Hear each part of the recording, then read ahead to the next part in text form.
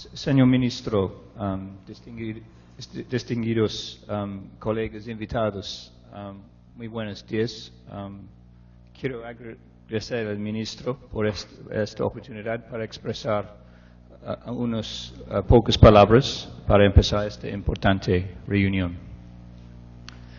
Para mí parece que es un señal, gran señal muy fuerte del compromiso para empezar su año de presidencia de la Conferencia de Partes con este evento para ser un anfitrión de plataforma de LEDs América Latina y Caribe, recibiendo hoy con sus socios regionales y globales y también en el mismo tiempo de reunión, segunda reunión del InterCLIMA. Y si permítame dirigirme a hablar un poco en inglés de este momento, señor Ministro.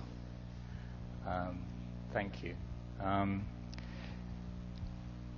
For me, it seems very important when we come to a meeting like this, we need to know why we're here and why we want to talk about low carbon development, low emissions development strategies. We had to ask ourselves that question and be able to answer it. And the foundation of this is the science. We've just seen the presentation of the IPCC's Working Group 1, the Physical Science Report, back in September.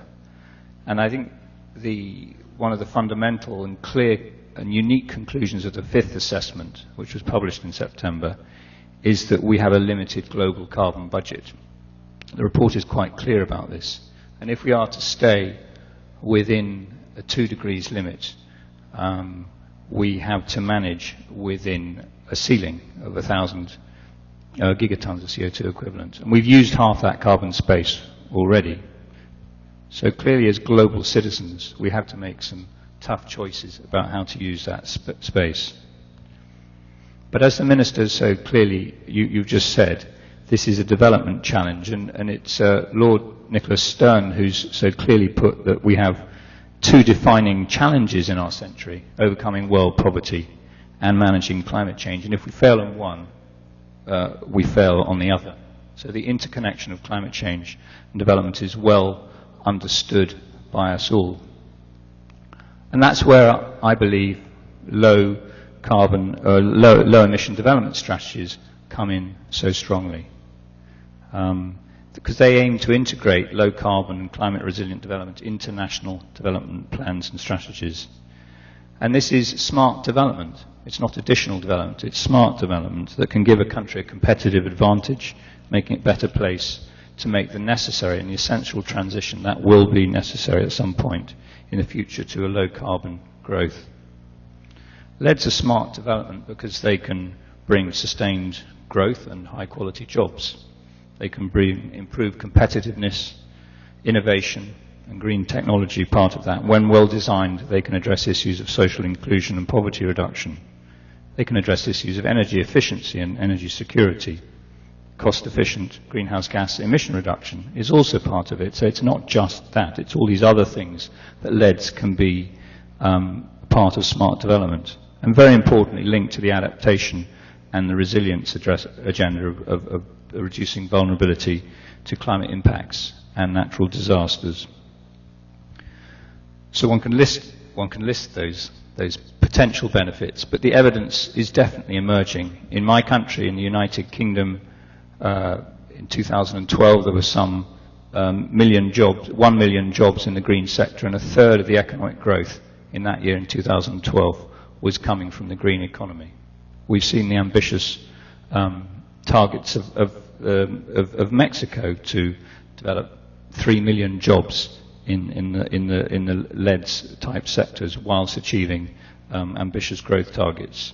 The government of Ethiopia has stated its ambition to be a middle-income country, a carbon-neutral middle-income country, I should say, by 2025. These are great ambitions. And here in Peru, we've seen 73 mitigation actions identified, and the co-benefits of these discussed in recent weeks as part of the Plan CC, the Climate Change Plan.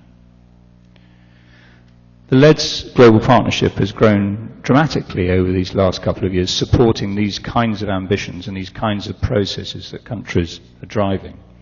providing regional platforms such as this one, peer-to-peer learning, country-to-country learning, making expert knowledge available, developing tools, inspiring innovation, in a way bringing a new generation of LEDs-type leaders.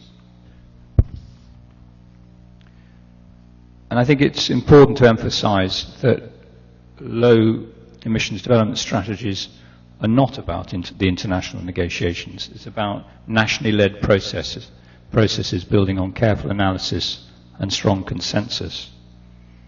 And that's clearly what your government, Minister, is driving with the Plan CCs.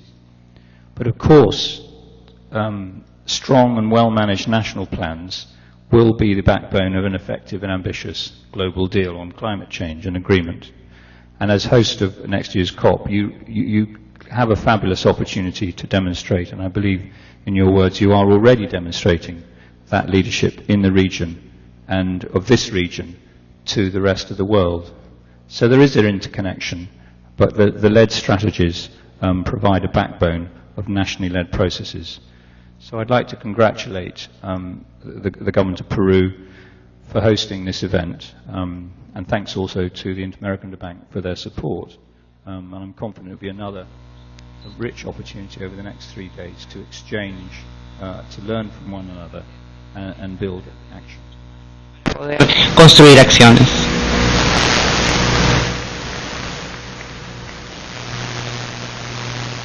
Muchas gracias, Sam.